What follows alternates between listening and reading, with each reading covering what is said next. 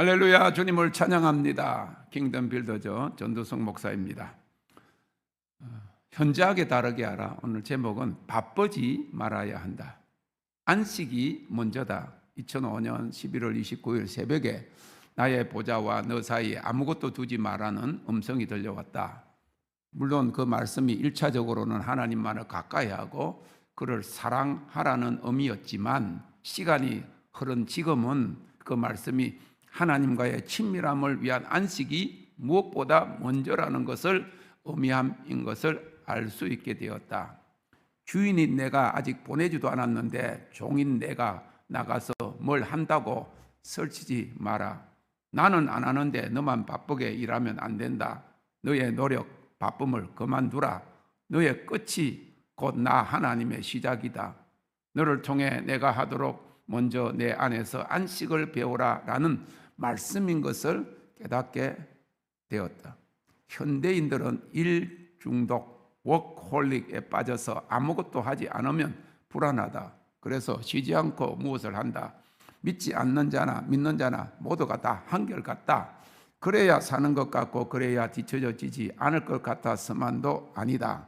그냥 아무것도 하지 않는 슬로우한, 다시 말하면 쉬는 것에, 안식하는 것에 익숙치 못해서이다. 가난할 때인 옛날에는 밥 먹었나, 식사하셨습니까, 진지 드셨습니까가 인사였다. 잘 살게 된 지금은 바쁘시지요 인사가 되었습니다. 그러면 그렇지 않더라도 일부러 바쁜 채 해야 다른 사람들이 인정할 것 같아서 좀 바빠라고 하든지 과장해서 도무지 쉴 틈이 없으라고 말하면 듣는 사람은 나보다 잘 나가는 보다가 하고 주눅이 들기 일수다. 어떤 사람과 같이 한 시간이라도 같이 있으라고 하면 그 사람의 폰은 계속 울리는데 나에게는 전화 한 통 없으면 인간관계나 일에서 뒤처지는 것 같은 느낌을 가지게 되는 경험을 했을 것이다. 그리고 나와 만나 교제하는 것인지 자기 일을 하는 것인지 모를 정도로 귀로는 듣고 있는데 척하면서 손과 눈은 전화기에서 떨어지지 않는다. 5분, 10분도 채 지나지 않아서 거듭 핸드폰 벨이 울리고 전화를 받고 문자를 보내고 폰을 쥔 손과 손가락과 귀와 눈이 쉴 틈이 없어야 살맛이 나는 것 같은 것은 혹 아닌가. 한 번은 아내와 함께 식당에 갔다.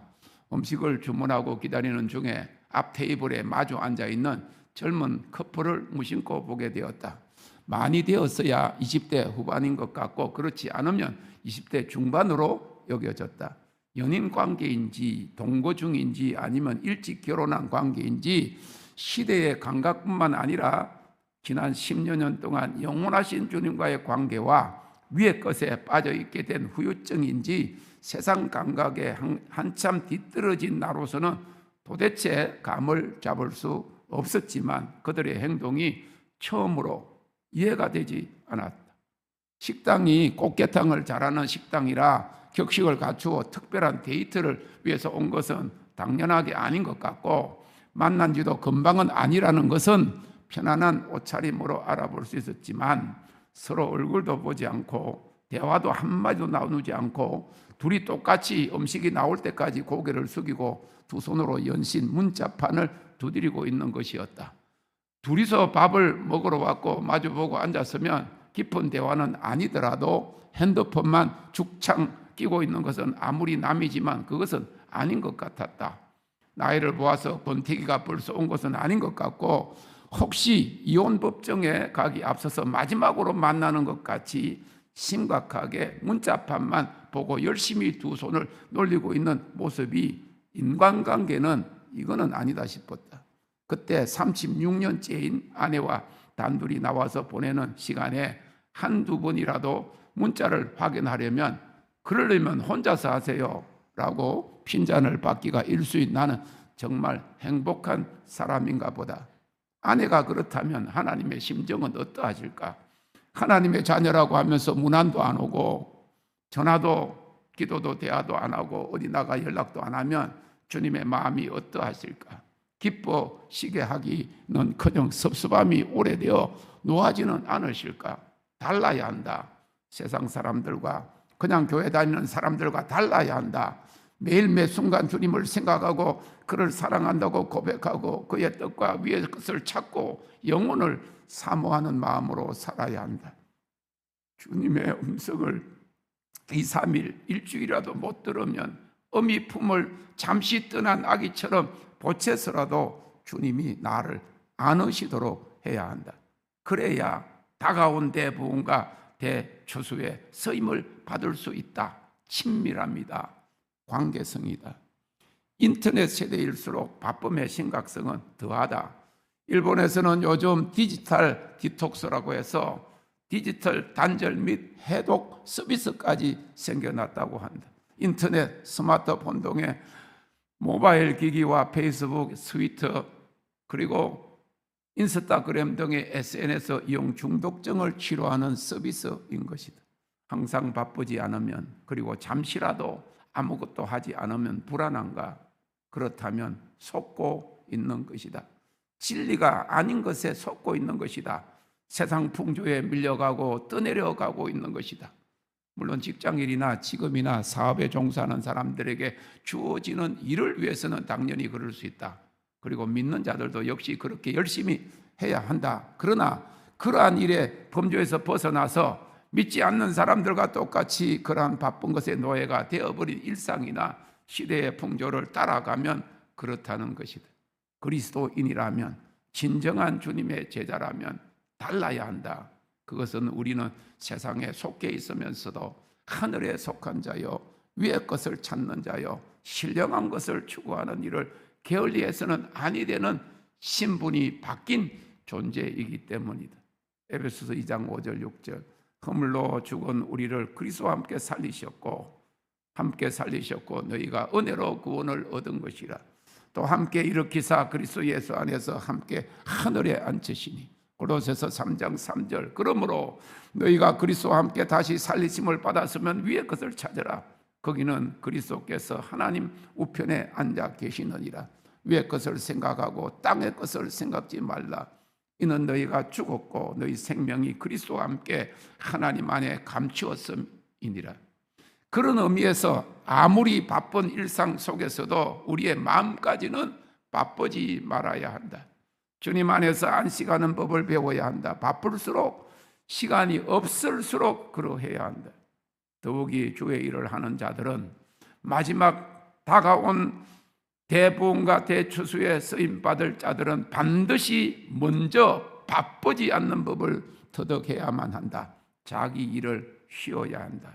주님 안에서 안식하고 그와의 교제를 가장 우선해야 한다. 그래야 주님이 쓰신다. 히브리서 4장 10절에 이미 그의 안식에 들어간 자는 하나님이 자기 일을 쉬심과 같이 자기 일을 쉬느니라고 했다. 일을 열심히 한 후에 휴가를 얻어 쉬는 것이 아니다. 선교사들이 선교지에서 힘써 일하고 나서 안식년을 가지는 것을 말하는 것이 아니다. 세상 사람들은 일을 하고 나서 쉰다. 그러나 성경적인 법칙은 그렇지 않다. 천지 창조 후에 하나님이 일해야 되는 날을 안식일로 정하셨다.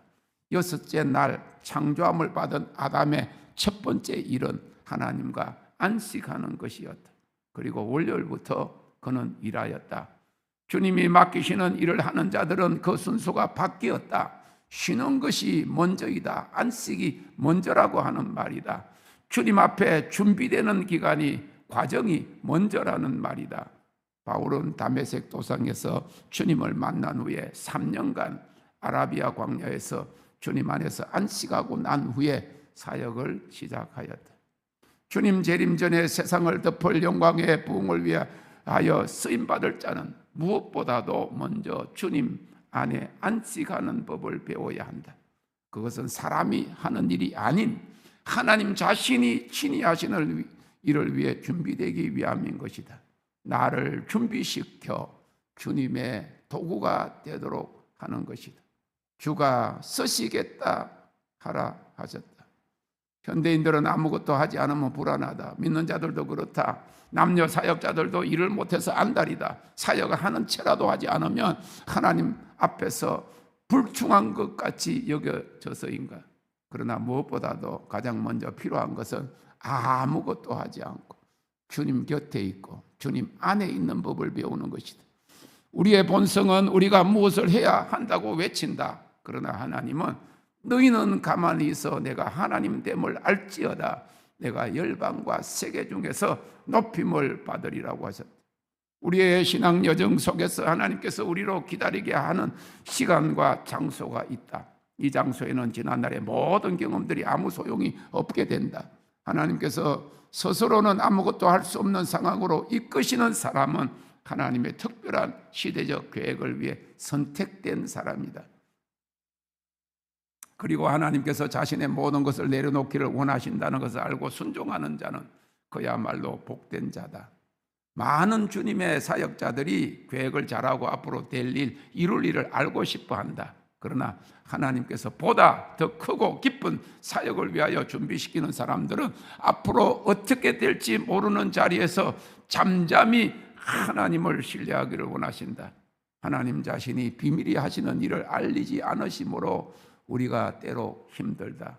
그러나 우리가 그가 하나님이심을 신뢰하고 기다리면 하나님은 반드시 정한 때에 일어나시고 그가 하나님이심을 나타내신다. 하나님의 안식을 배우지 못한 자들은 쉬지 못한다. 날마다 바쁘다고 말한다. 안식에 있지 못하기에 결국 매우 많은 길에서 불안할 뿐이다. 그리고 그것은 결국 믿음과 신뢰의 반대의 길로 인도하여 혼돈과 회의와 좌절과 낙심으로 이끌 뿐이다. 하나님께서는 오늘날 우리가 우리의 계획들로부터 자유하고 우리 자신의 인간적인 노력들과 우리 안에 있는 하나님의 능력들을 방해하는 독단주의들로부터 해방되는 안식의 장소 안으로 우리를 데리고 들어가시기를 원하신다. 잔너 기용은 아무것도 하려고 하지 마라. 하나님을 기다리다가 하나님께서 죽음으로 이끄시면 그냥 죽으라고 하였다. 지금부터라도 하나님의 일을 하려고 내가 애쓰는 것이 아니라 하나님께서 나를 사용하실 수 있도록 바쁘지 말자. 주님 앞에 앉아 있고 그 안에서 안식하는 법을 배우자. 내 생각, 내 의지, 내 계획, 내 노력으로 50년 일하는 것보다 하나님이 나를 쓰셔서 일하는 6개월, 1년이 더 많은 열매를 맺게 될 것이다. 다가온 마지막 대부흥과 대추수를 위해 쓰임받기 원하는가?